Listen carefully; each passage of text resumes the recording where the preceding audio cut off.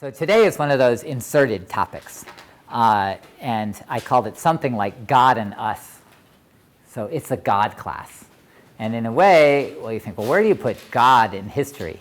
Well, I'll leave that to you to figure out.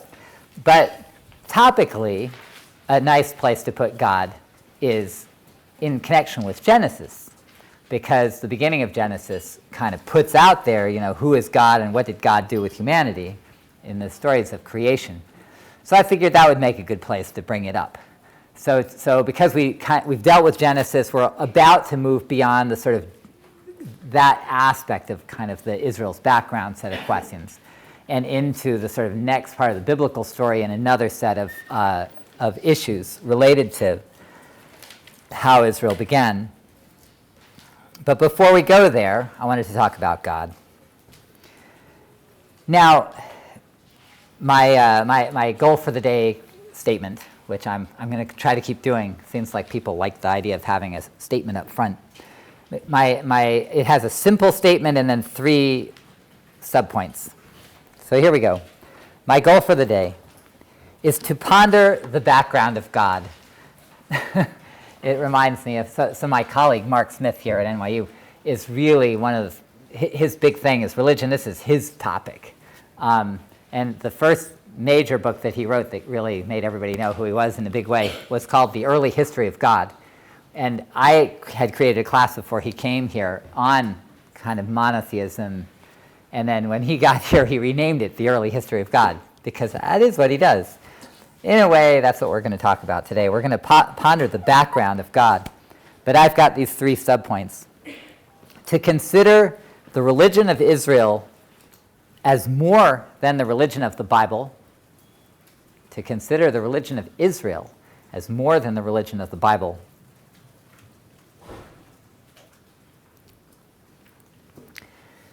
to consider monotheism as a subspecies of polytheism. Now that might sound like an oxymoron, something that can't be true, internally contradictory. But in historical terms, I think it's exactly true, that monotheism is a subspecies of polytheism. And then the last part is to consider the merits of a world with many gods. I'm going to evangelize a little. Well, maybe not. Yeah? Can I ask a quick question? With regard to, wouldn't you maybe say that polytheism is a subset of monotheism since it's considering more than one God, so you start with one and you go to branches rather than saying you have a lot and you take out one from that? We'll come back to this issue. Yeah, so what do I mean when I say that the term I used was subspecies. If you imagine a kind of a biological tree where you thought, well, how do you get to here from there?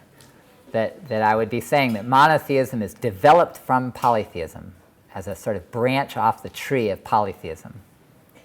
Branch off the family tree, yeah? So yesterday in the reading, Yeah. I forgot the author. Tikva Freimer-Kensky. Remember that. Freimer-Kensky. So I think she kind of made this point, and she said that the idea of like one God is a new concept, and compared it to the Atrahasis. Yeah, Atrahasis, which is a text we are going to look at. Yeah. Yeah, so with the flood and how you could praise one certain God, but then she made a distinction in what's unique and I guess original about monotheism Yeah. in the Bible, but I didn't really get it. Well, so the last part of today, if we can get to it, is going to be going straight to Freimer-Kensky, and I really wanted to work from her, and we'll come back to her. Her whole book is a great book. I mean, it's one of the most important books in the field probably for the last 30 years, especially in terms of religion and culture, and it's probably in almost a technical sense, the best book that's out of a sort of feminist perspective on religion and society. Although the more I read it, the more I'm aware she comes from a very particular place, a very interesting place. She's very traditional, actually, in a Jewish approach, even as she's really well-versed in knowledge of the Near East and the polytheism of that world, so she really knows both well. But the way she then makes the comparison very much fits her tradition. in a way I'm not against, but it's not the only way to go. But I don't know anybody who's written on this kind of combination of issues, and in a way that is so powerfully relevant to the issue of goddesses and women than she has. I mean, it's so organically part of real history and real culture. It's not imposed on it or forced on it, and yet it's really surprising where she goes, in terms of the women's roles and things like that. But I didn't give you that part. So this is a great topic for paper writing. I don't know if you're just interested. Did you have a question? A couple people over? No? Okay. All right, let's just keep going. All right, so here, these are my 3 points. I'll barely get a chance to cover a certain amount of this stuff. So in a way, I'll be giving you just a taste of this stuff. We could do a lot in terms of different types of evidence. Archaeology has all sorts of evidence for religion, whether you're talking about temples that have been discovered and where, whether you're talking about objects that might or might not be associated with deity, might or might not be actually images of deity, might or might not be images of Yahweh, whatever that could be. But it's out there. Then there's this place called Ugarit that Wayne Pittard mentioned in the chapter that you'd read in the history. That has these myths that, again, my colleague Mark Smith has written on extensively, and Aaron is involved with deeply in his dissertation. And so there's all sorts of stuff you could do with that. And, for one, talking with Mari, those of you who are in her sections may hear about it again. But I'm not going there. I chose not to go with evidence for the land of Israel per se. Instead, I decided to focus more on the ideas at stake. And I went with Freimer Kensky, this particular reading, because she has some of the most interesting ideas about the relationship between monotheism and polytheism that I've encountered. This idea that monotheism is a subspecies of polytheism, I didn't get that from her, and it isn't that I even chose her because I think she says that per se. Though now that you mention it, I think we're probably not so far apart in terms of the way we would see things. So what we're going to do is when we get to an actual text, we're going to look at Atrahasis. We're going to look at Genesis, and we're going to look at Atrahasis, which is from Babylon. So it's farther away. It's not Israel's culture per se. It's more like the Gilgamesh-David thing, where you've got great examples of stories that raise similar questions. And they're not related per se, but they're in the same broader culture. And that's what I want you to think about. And absolutely, Babylon is polytheistic. It's got a kind of a standard polytheism for this day. There are varieties of polytheism, but it's a good place to go to get a feel for it. So that said, looking at the clock, let's see how we're doing. The first step that I wanted to take was to talk about God. And of course, when I say that, I'm starting from the Bible side and from the Israel side, but I'm going ahead and letting the Bible stand in for Israel, although this is an issue. Right? I mean, even if you read the prophets in the Bible, which is now getting more focused on the Bible than this class as a whole may be, the prophets are always complaining that Israel's religion is not as proper as it ought to be, and that actual Israelites and people from Judah are either worshiping their God in the wrong kind of way or worshiping other gods. So if you went by these prophets, you might conclude that the people of Judah or the people of Israel were in some way polytheists, that they did actually worship other gods. So one issue right out there is going to be, do you define the religion of Israel by what people did or by what somebody said they should do or by what somebody said they did? Right? And there's all these kind of nuances, and you can't just believe what you read. Right? And I don't mean that in a religious sense. I mean that more like reading the newspaper. You've got to understand that people are coming from a certain place and hear that. That said, let's just go ahead and figure out where Genesis is coming from. It's a great collection of material to define a one God world, and it's going to be an image of one God that contrasts sharply in certain ways with the polytheistic world of Atrahasis from Babylon. So to get a sense of what some of the issues are at stake between these, I want to look at God in Genesis, look at the gods in Atrahasis, and look at Feimer-Kensky and what she has to say about how to relate these things. So, go ahead, Mari, thanks. Mari brought along Genesis 1 to 3. So if you don't have your Bible handy, but if you do, feel free. We're trying to make it easy. Okay, go ahead. Would it be more correct to maybe say that the Israelites were henotheists instead of monotheists? So the question had to do with defining terms more precisely. So henotheism would be focusing on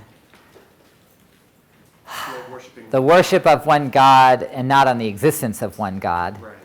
Although, I'm trying to remember, somebody help me, right? Because then there's two terms at stake. There's monolatry, which is also literally the worship of one God. Henotheism is usually defined as one God being acknowledged in this way, or it's only one God that's at issue, but not the existence of that one God per se. Because I know the first commandment says, "Thou shalt have no other gods before me." Yeah. So it's not really saying that there's no other God. Yeah. So I mean, absolutely, and so it's very useful to make such nuance, to observe such nuances, to make such distinctions. So in this case, I guess the way I'll treat it is I'm going to treat monotheism for the purposes of contrast with polytheism as a kind of broad category, and in a sense define henotheism and monolatry as kind of sub-definitions underneath that broad category, although in another sense they're quite distinct as descriptive. So good point, but for our purposes, what I'm focused on is the sole attention to one God as opposed to the reliance upon many. And that'll be just one really big issue right off the top. And then, of course, you're right, these other nuances become important. But today we won't really deal with them. So if we look at God, and in fact, I mean, you could say, well, one way I want to define the God from Genesis is thinking about your own question, right? Absolutely. But I wanted to, this is really interesting, the Bible, like this. There you go. Technology has changed everything, like the Word of God has suddenly become instructions for. All right, so here we go. I don't know, it's a little bit hard to read, but of course it's just these bigger parts. This is your Bible, right? So these are all notes. So the big thing just to recognize is that this is broken into two pieces. We only looked at one of them before, the Garden of Eden story. So the first part, it goes through all of chapter 1 to the very beginning of chapter 2, and it's about the creation of the world by God, and it's called God. It's not Yahweh, rendered as Lord in capital letters. And it's all in a 7-day frame. Now the seventh day is a day of rest, so it's really in a 6-day frame. And I don't know, go to the next page, thanks. Right, so the creation of humanity is saved till the 6th day, which is down here. It's about 26, and God said, "Let us make man in our image, after our likeness. They shall rule the fish of the sea, the birds of the sky, the cattle, the whole earth, and all the creeping things that creep on earth. And God created man in his image. In the image of God he created him. Male and female he created them. God blessed them and said to them, Be fertile and increase. Fill the earth and master it, and rule the fish of the sea, the birds of the sky, and all the living things that creep on the earth." And then after that, he takes a rest.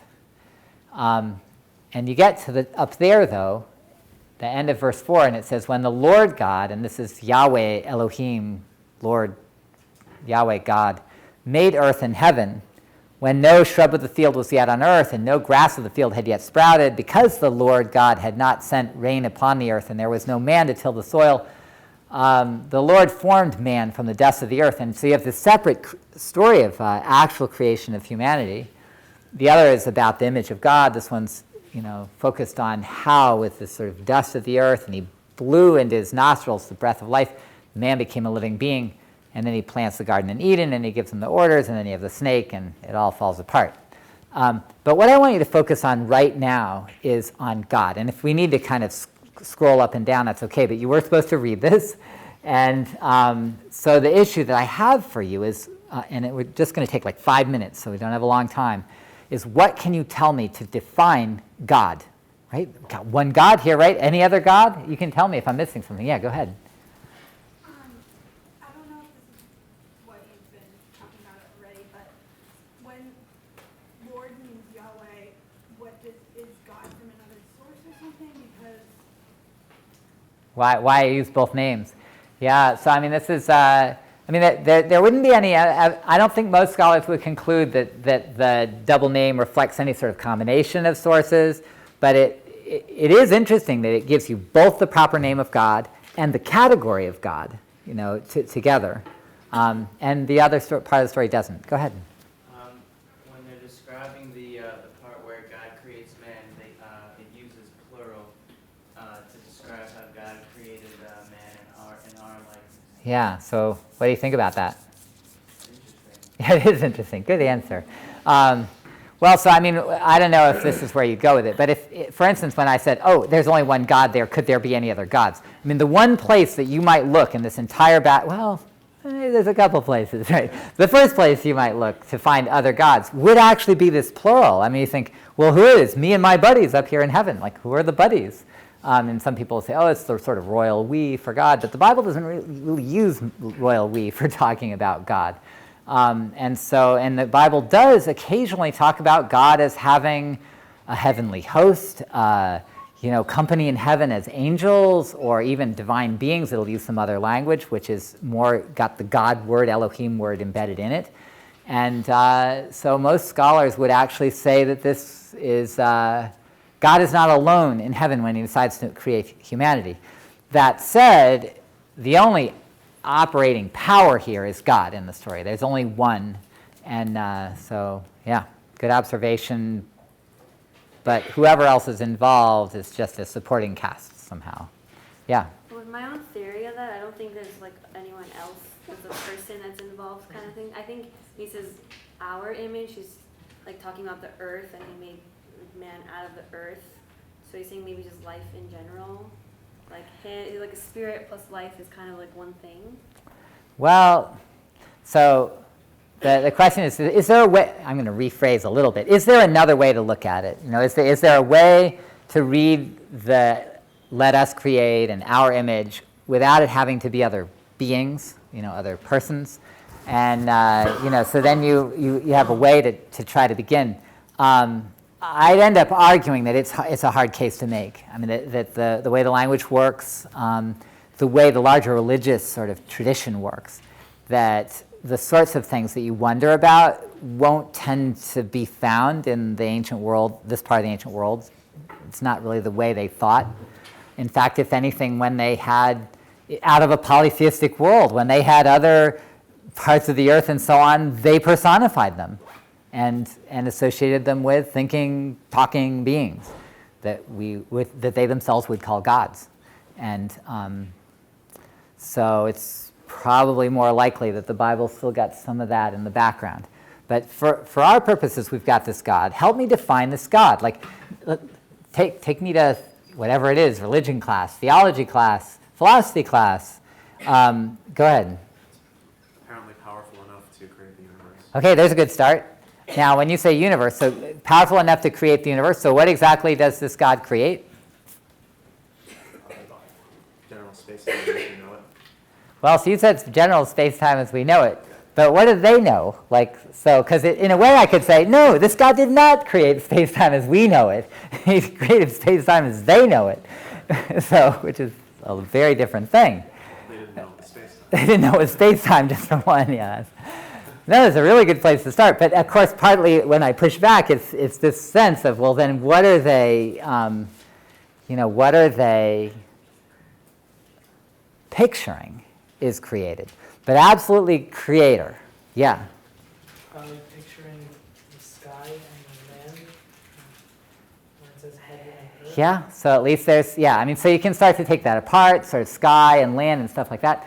But okay, so even though it gets really interesting, set aside the creation part. right? So this God is powerful enough to be responsible for creation of at least the world these people live in. And everything they can see, perceive, understand, that is created by this God. But now, help me define the God. Like, is there anybody? Well, go ahead. Yeah. His powers seem to be infinite. His powers seem to be infinite. What makes them infinite? Like they're multi-dimensional. Like I guess that goes back to the creation of. Okay, it does kind of. Well, Although, we I mean, know that he created this much. We don't know. yeah. And I don't know about infinite, but go ahead. God also seems pretty strategic, like he makes the land and he brings animals and Okay. fire before making There's a people. And structure. then when he makes people, he still like clothes them, like he seems Okay. like a caretaker in a way. But so let me like try to pull you back, right? So what's even if you had you ever like stay up late and have conversations with friends about the meaning of life and what do you think God is, right? Or anything like that, and people try to convert you to their way of thinking, and you either try to convert them or just argue with them. Like, what are the options out there? What were you going to say? I would say he also kind of comes up with the concept of what is good and like separates it like with light and night, like what is good. That is interesting. So what's that tell you about God, though, right? So, okay, so you've got the... Saying like what is good and what is bad, like he comes up with that instead of what it just is, like this is better. Okay. Like a standard as well. So this God is tied to standards. Do you want to?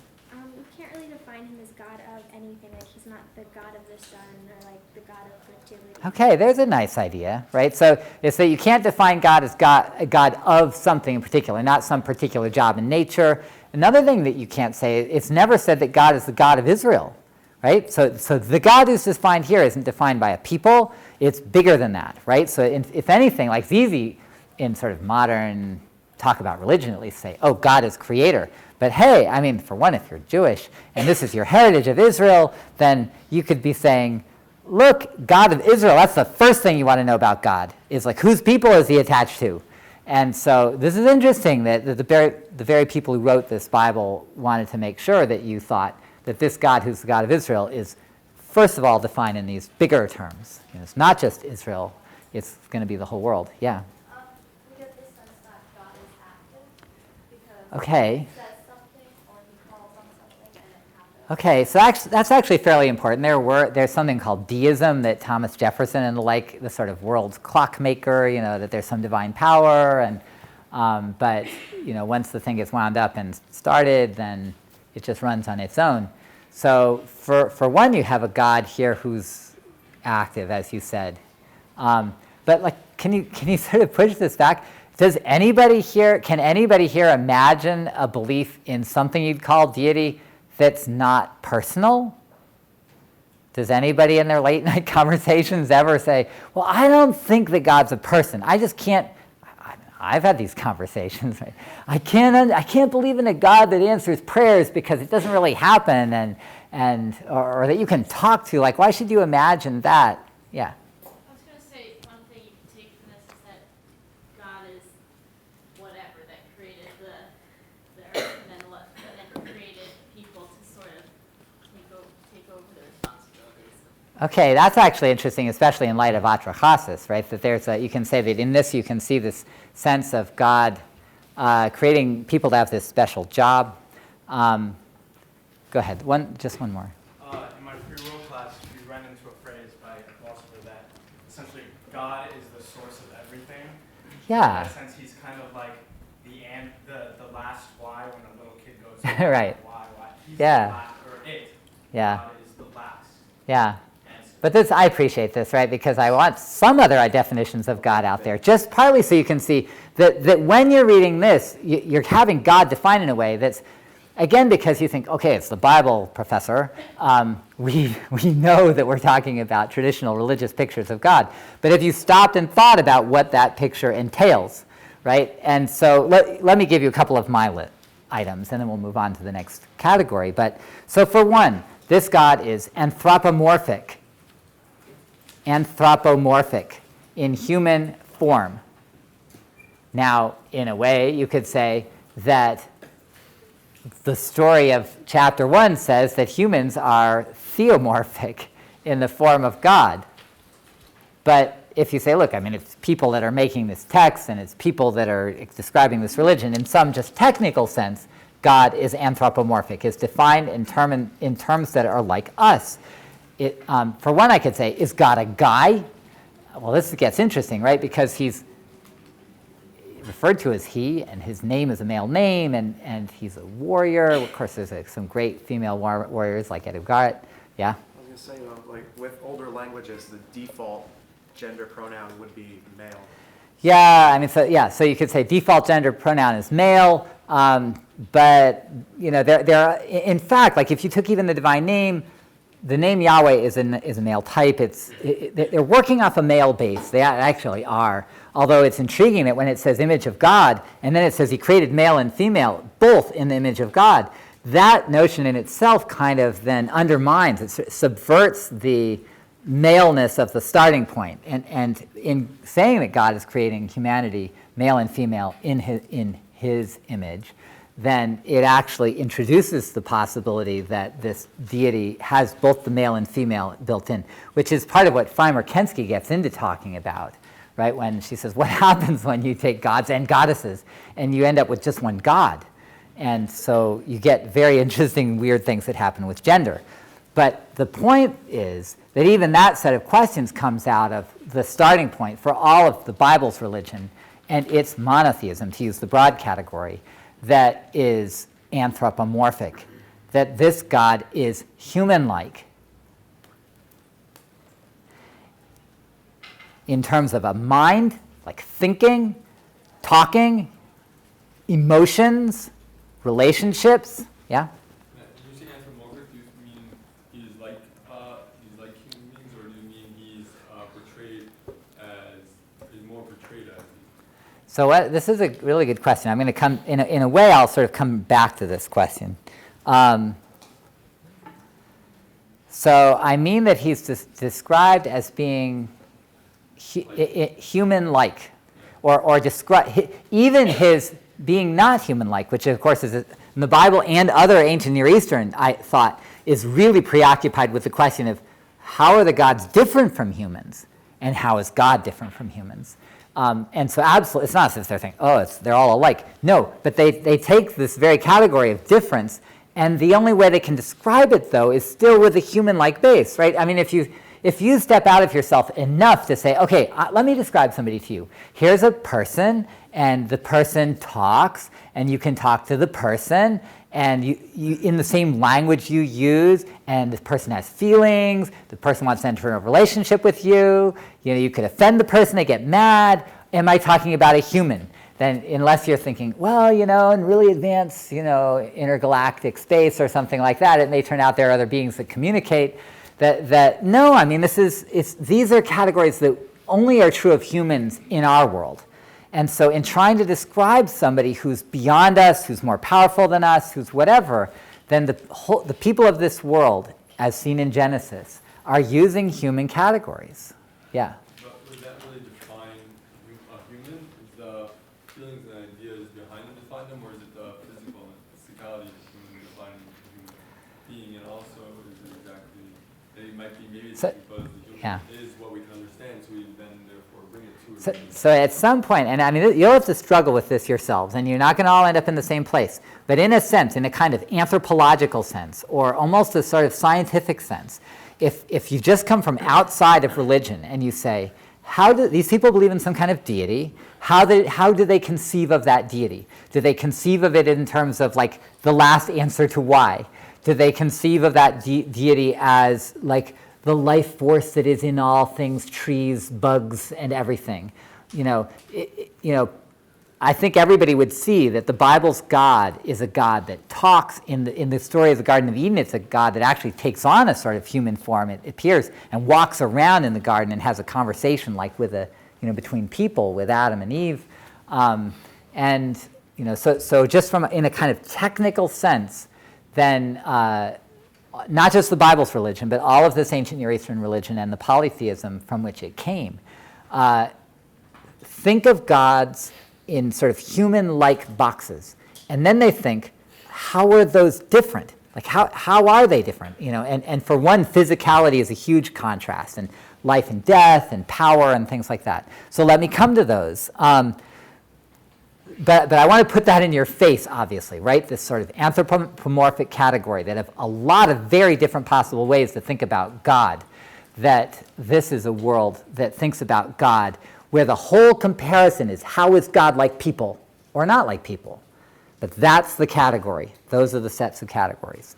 Now, there's this notion of God's knowledge. This comes up in different ways, you could say, in both parts, but it's associated with power. So for sure, there's God's associated with power to create with a word, which is interesting, right? Even this notion of giving a command and everything just comes into being. God is associated with life. And at least it's hard to picture the God involved dying, that God is in charge of the tree of life. Doesn't want humans to end up being like himself, if I use the pronoun. It does appear that this God is not limited to a body or form.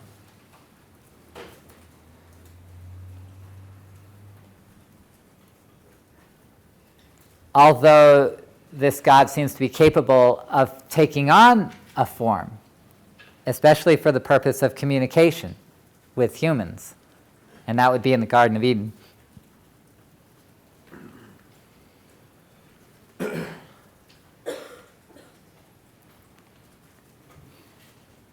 And then I'll deal with this issue of the sort of monotheism qualifications by saying, and I'd say this of the Bible's God, part of this is in the Genesis, maybe not all of it, that this God is the only proper recipient of worship, which the Bible, in this text and beyond it, would describe especially by two words. Service, that you serve God, that all humans are meant to be servants of God, and to serve. And it's the same word that would be used of human service, being a servant. And the other is fear. This is in Hebrew. And what that fear means is not terror so much, although absolutely that is sometimes what's at issue. But it's more especially the definition of subordination, that the one you fear is the one you put yourself under. You accept that this person has authority over you. Yeah. Could it be in some form of respect? Oh, absolutely. So I mean, the fear is respect. I mean, then you get. I'm trying to stay away from the religious categories per se, in the sense of, whether it's reverence, respect. Of course, it's and it's not to get you tangled up in the fact that this is a God that you're supposed to fear. But look, this is another world, and the categories for them that were most important, if God was going to be not like humans, like what is going to define God as essentially not like humans. One part of that in terms of the relationship is going to be our requirement to be in service to this God, or at least the requirement of the people of God to be in service to this God. And then that the only way to enter a relationship is to acknowledge this God in fear, in the sense of recognizing your obligation and subordination to this God, that you recognize that power, yeah. What do you mean by proper recipient worship? As opposed to any other beings. So when I say the only proper recipient of worship, then for instance, if I said that God says, let us create man in our image, and what if there are other beings up there, that are somehow in on this process, that are being included in that us, then there's no question in that text that any of those other characters get worshipped, right? The only one that gets worshipped is God. There may be other divine beings, but they don't get, or even other figures that in some language could be called gods, lowercase g or something like that, but you're not going to worship them, which kind of goes with your idea from before. All right, so we get down to 20 minutes, and I was afraid that I'd get stuck this way. Let's go to atrachasis.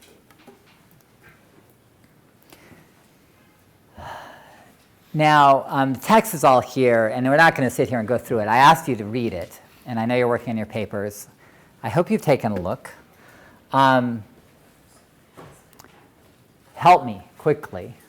So basic pieces of this story. How does it start? Yeah?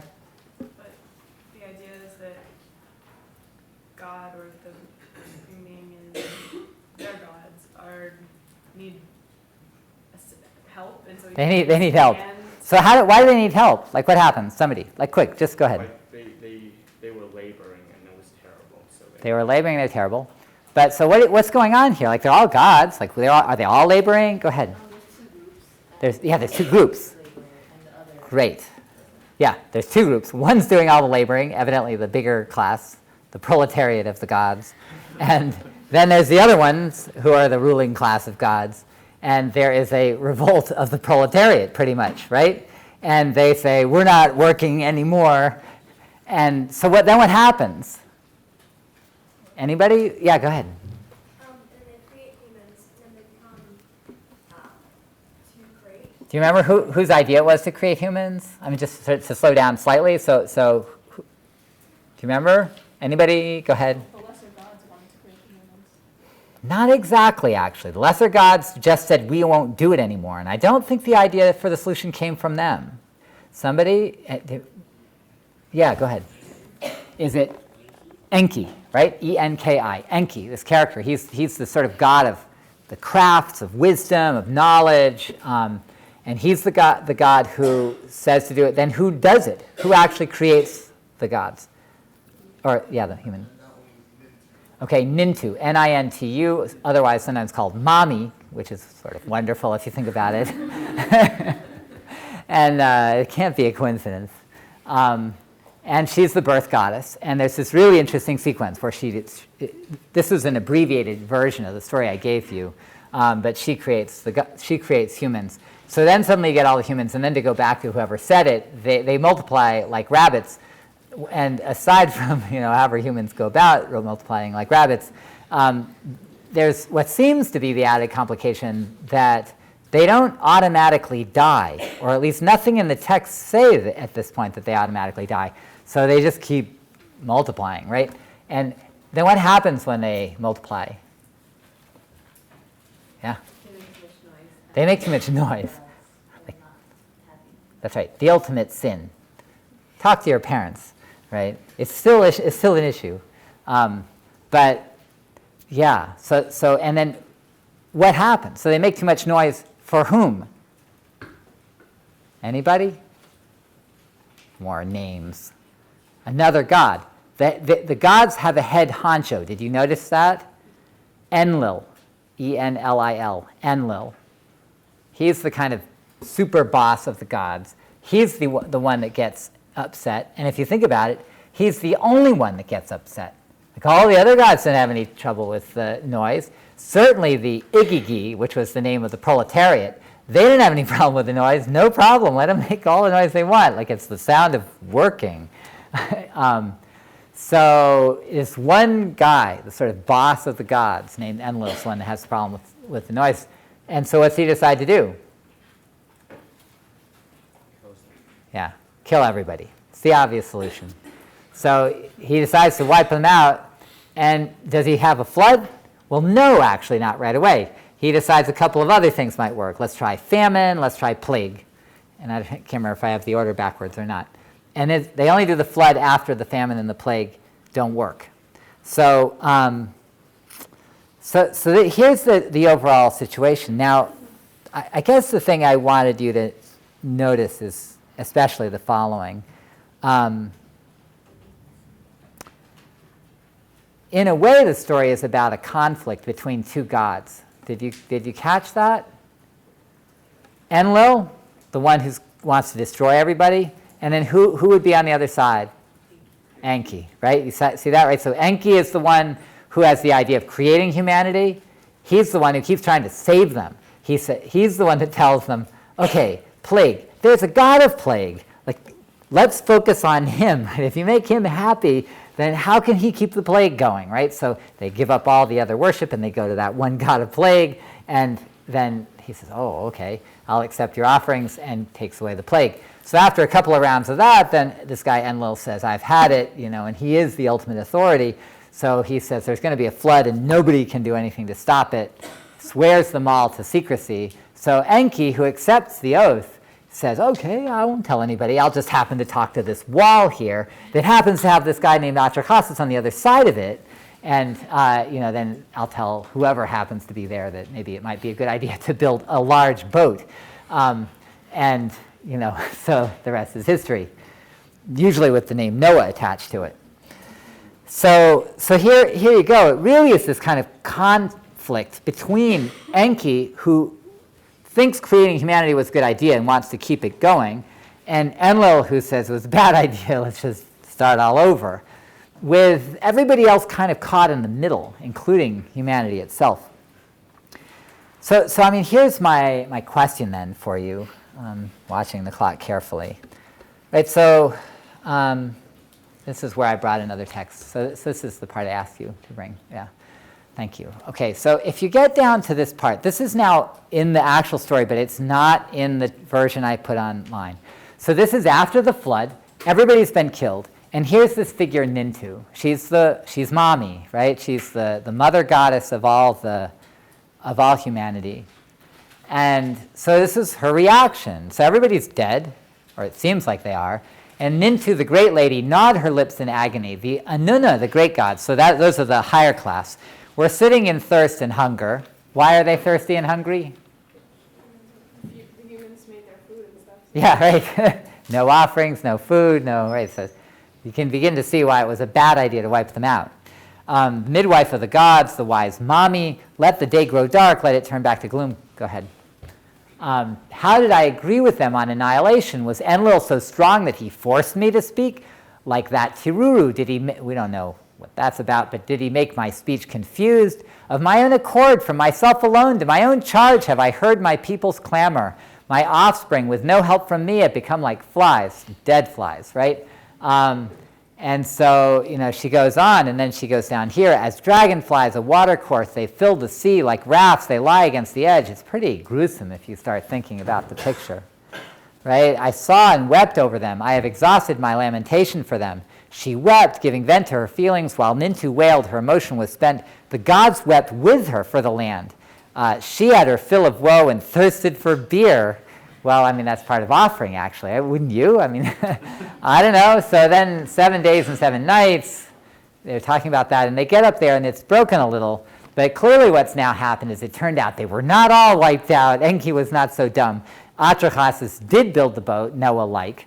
And so when he gets off Noah-like, he builds an altar, and he makes an offering. And the gods are just so relieved, right? This is the first food they've seen in days. And so, it's at this moment that Nintu more or less says, what kind of idiots have we all been? Now, so we could take a lot more time with this, but we're talking about basics of God, right? So now you're in a world that's polytheistic. So you have these two gods who are kind of at it against, one's for humanity in this situation, the other one's against. And then you have this goddess who's in the middle, and she thinks she was forced to side with one, but she regrets it now. And so she's now really giving voice to what a stupid idea it was to destroy humanity. And then there's all these other gods involved. There's sort of the specialists, and then there's the servants. So in this religious world, how does it feel? Go ahead. The gods seem a lot like people. Like heaven is basically like a government or. Okay, yeah. They seem a lot like people, and together they seem like a society. Yeah, good. Okay. They also seem like less powerful than you would expect because a lot of them, like they have to rely on the upper gods, and not only that, they're also hungry. So it shows Okay. sort of weakness in them. Sort of weakness or need. Go ahead, Doctor. They seem remarkably immature, like all the gods except for, I guess, Enki. Yeah, that they seem immature.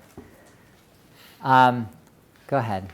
It doesn't seem like they're exactly ruled by good and morals. It seems like he just kind of he gave him a sacrifice. He gave him like appeased him for the plague. Sure, why not?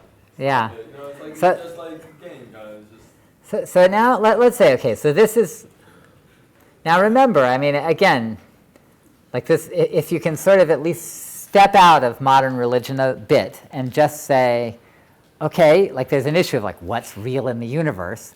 But imagine that to some extent, these are things people believe, like real people believe them. So, and they're thinking people. So it's not as if these people, poor people from Babylon, they didn't know any better. They had stupid gods instead of a smart, powerful God and a good God like Israel. Well, so like, what are they thinking? Or out of what tradition are they working? And like, how does this work? How does it, does it work? Can you see? Yeah? I think this illustrates the benefit of having polytheism because here they have different gods and they can say because of one God that we were destroyed. Yeah. And there are other gods that were trying to save us, but in Judaism there's one God that takes care of doing good and bad, and Yeah. they explain it by saying we ourselves were at fault, Yeah. and that's why we're punished. So part of what you've just done is summarize Primer Kensky, right? I mean, but for sure that, yeah, I mean, so one way in which polytheism can work is that you don't have to blame humanity. So that's at least one thing. You know, you just read a short version of this. Did you get a sense of the attitude of the storyteller? So aside from polytheism generally, and there's a lot of takes on this. There's flat-out worship and misery sometimes, and there's prayer, and there's all sorts of different texts. There's ritual. They have a lot of the same ingredients of stuff that goes into the Bible and into Judaism, and yet, you know, this particular story has a particular feel. Do you have any reaction to it? Like, so what kind of person do you picture? Go ahead. It just seems that the writer doesn't seem to exactly like the gods. Yeah, the writer doesn't like the gods. So what does that mean? Like, do you think the writer doesn't believe they exist? He might be angry and he might be trying to not blame himself or things like that led to it, kind of, and then he just wants to. He might have believed that there was a higher being, and then he feels like he was kind of crossed, so he kind of then comes up with an aspect of what it must have been like upstairs, I guess. Yeah, what it would be like. I mean, of course, it's not like somebody's making this. The person is writing from a tradition where all of these gods are real, right? And there's no question that these gods are out there. And yet, there is a way of kind of putting together all these pieces. And of course, the story is a story, just like in Genesis, of creation and flood.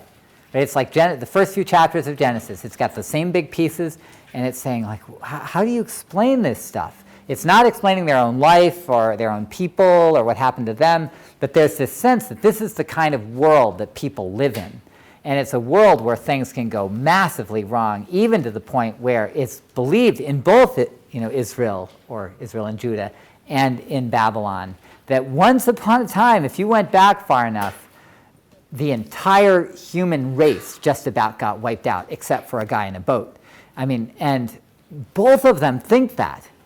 And yet, with a different kind of flavor. And this is where it's interesting that the picture in this polytheistic world, but also this particular writer, is that there is kind of a good guy, bad guy scenario.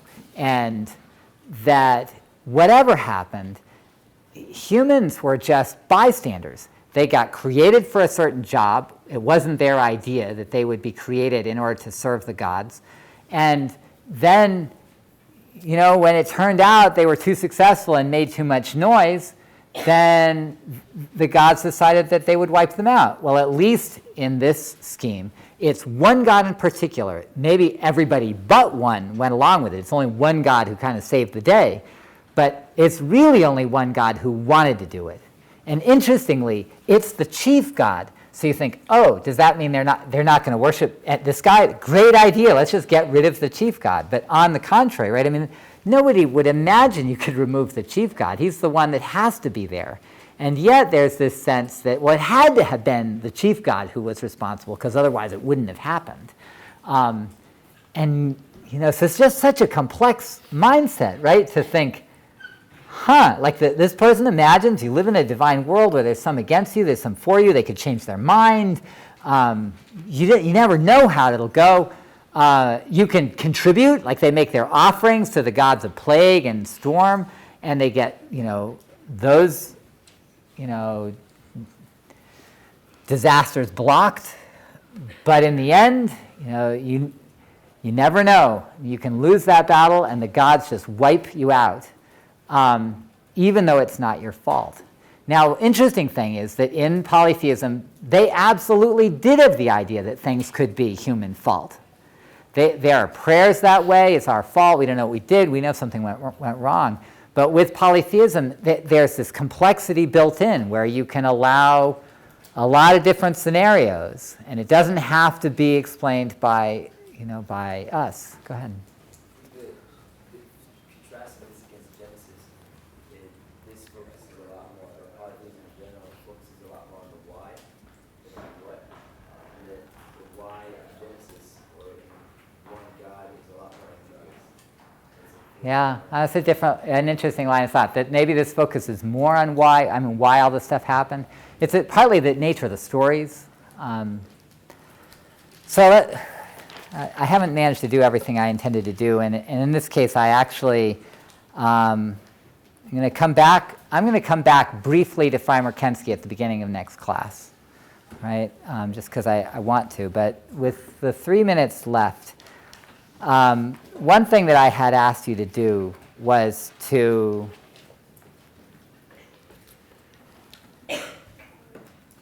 read Freimer-Kensky and pluck out what you thought was what was most striking that she said. I want to come back to that. But with the last couple of minutes, the basic thing she puts out there is some version of this, that you have, in a polytheistic world, it's a society of the gods. There are specialists who are responsible for different parts of nature, different crafts. She describes these in more detail earlier in her book. They do all these different things, and some are more powerful and some are less powerful. And extremely importantly, like a society and like a human society, they are male and female. They are gods and goddesses. So for one, if you're a woman, then this is a religious world where there are goddesses of your gender, right? There are major figures of power responsible for the workings of the universe that are female. And it's very interesting how that all is supposed to play out in a male-dominated world. And yet there's this big place for the power of the female. And what happens when you try to simplify all that power down into one deity? So on one hand, you got the issue of what happens when things go wrong. Because if this God is so powerful, then this God's also accountable for everything that goes bad, which is plenty. But another aspect of it is that if this God is personal, is a person who talks and in the same way that in the polytheistic world this was the case, then how do you regard this God in terms of gender, as male or female? And there are different, even biblical sorts of solutions to this, where the default actually is somewhat male, though not necessarily emphasizing it. Though there are efforts to say, no, but this God is responsible for all the things that goddesses would do, and has sort of femaleness built into this God's, her character. But this is a problem. And Freimer-Kensky comes up with a very particular solution, that focuses on the role of humanity. And we'll come back to it, because we're just out of time.